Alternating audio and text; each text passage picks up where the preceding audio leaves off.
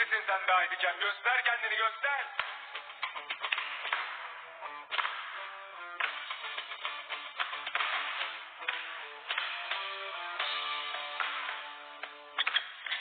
Bravo be, bravo.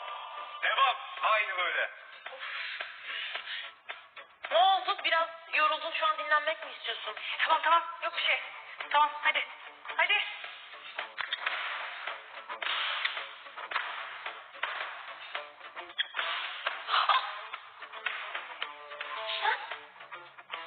İyi misin?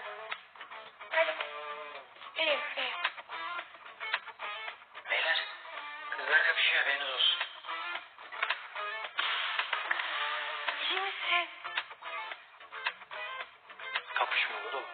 İnsan gibi maç yapıyorlar. Bak altını çiziyorum. İnsan gibi. İnsan gibi diyorsun ha? PlayStation. İnsancıklar gibi. Servis atmayı bilmiyorum. Hadi.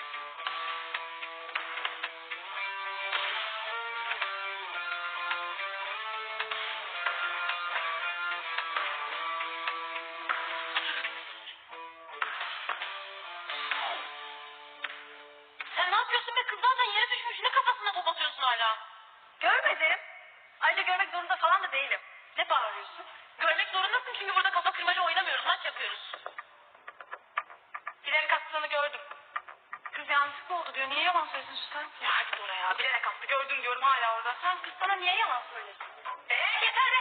Yeter be uğraşın kızım be! Ne diyorsun be kızım be? Kızım be! Çok rahatsız ol. Ay manyak! Ya ne yapıyorsun?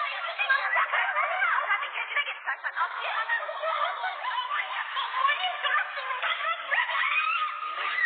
Bir kahve içecekler. Ben severim ama.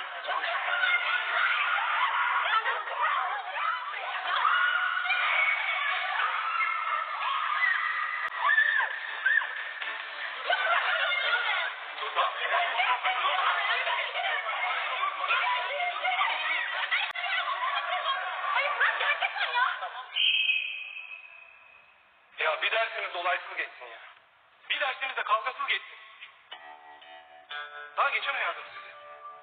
Bir daha aynı şeyler yaşanırsa müdüre anlatırsınız derdinizi dedi. Doğru mu?